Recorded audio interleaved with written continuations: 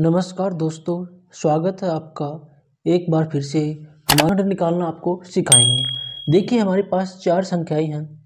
पहली 63, दूसरी 81, तीसरी 18, चौथी है 55। इन संख्या का हम गुणनखंड निकालेंगे। तो गुणनखंड निकालने की दो विधियां होती हैं। कितनी विधि होती हैं? दो प्रकार से निकालेंगे।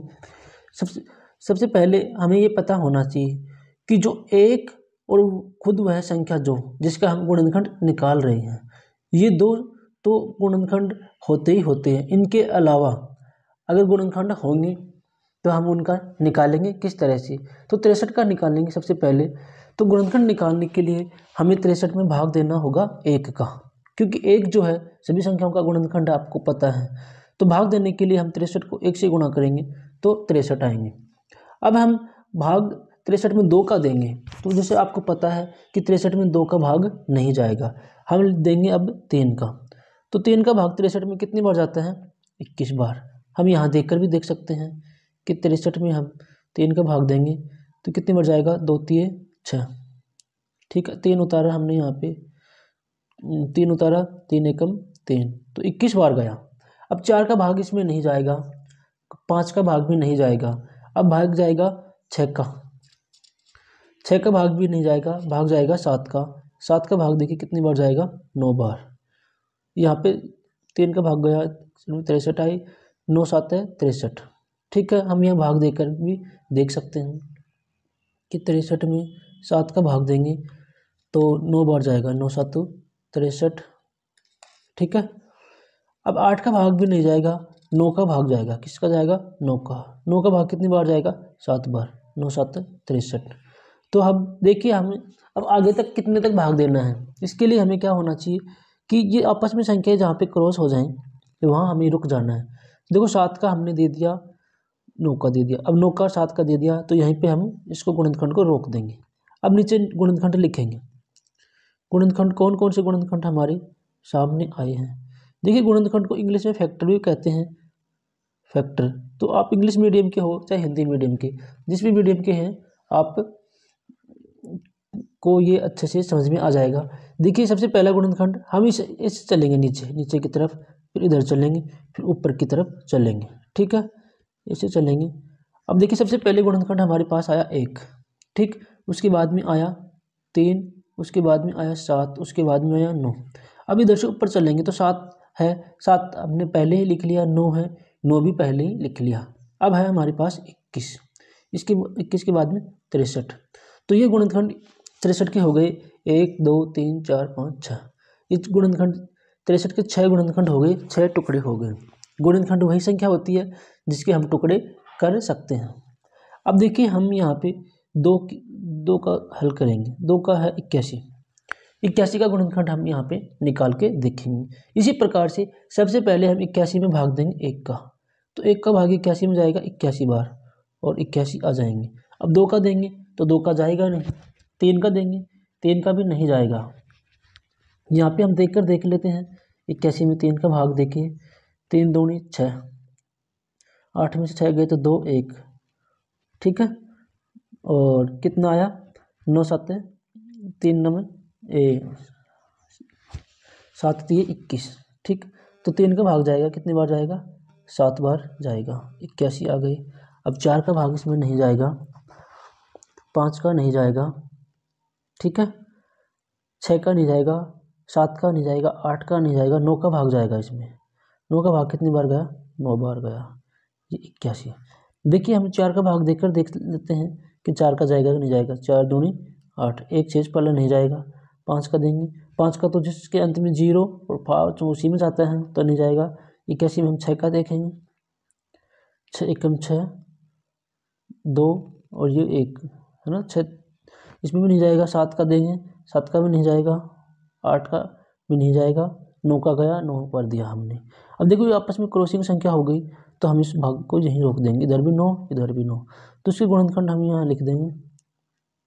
गुणनखंड 81 गुणनखंड होगा 1, फिर 3, फिर 9, फिर ये 9 तो हमने लिखा, फिर 27 और फिर 81।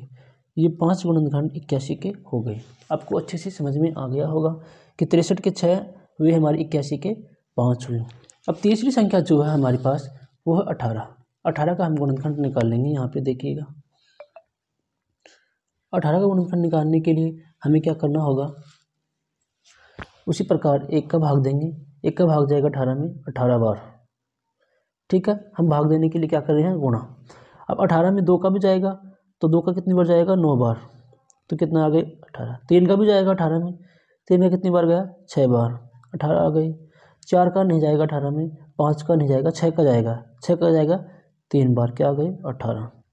तो देखिए मैंने बताया था कि आपस में संख्या जब क्रॉस हो जाए, 3 इधर भी है, 6 इधर 6 इधर, वहीं पे हमें रोक देना है और इसके गुणनखंड लिख देना है।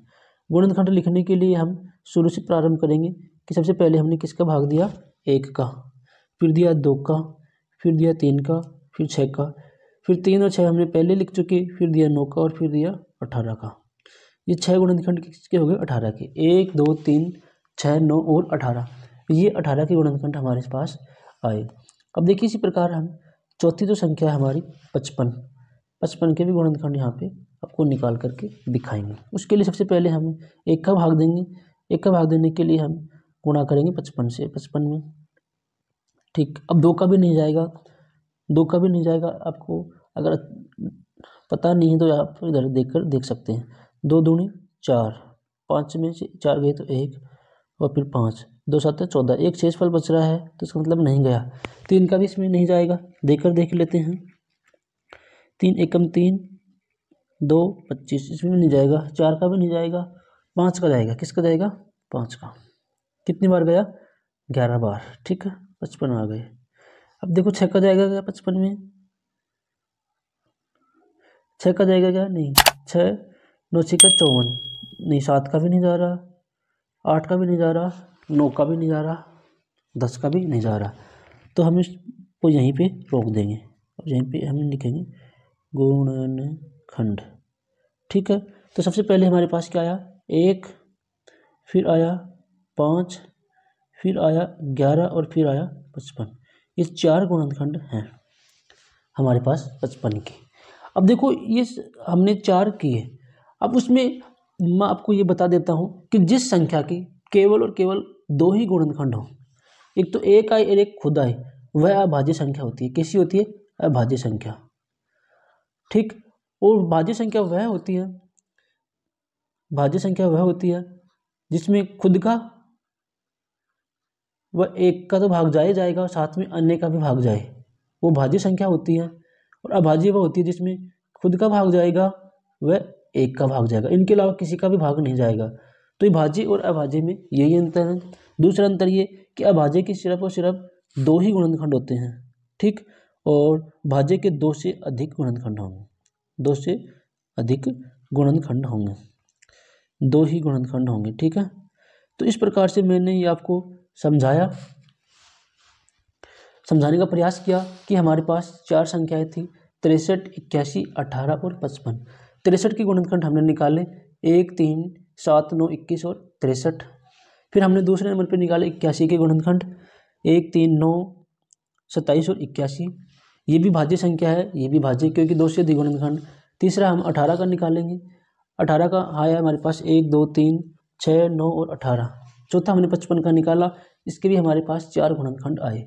इसलिए इसका मतलब ये हुआ कि जिन 4 संख्या का हमने गुणनखंड निकाले उनके सभी के 2 से अधिक गुणनखंड आए, इसीलिए वो सभी संख्या कैसी हैं, भाज्य संख्याएं हैं। अभाज्य वो होती है जिसमें खुद व एक का ही भाग जाता है। आशा करता हूँ आपको अच्छे से समझ में आया होगा।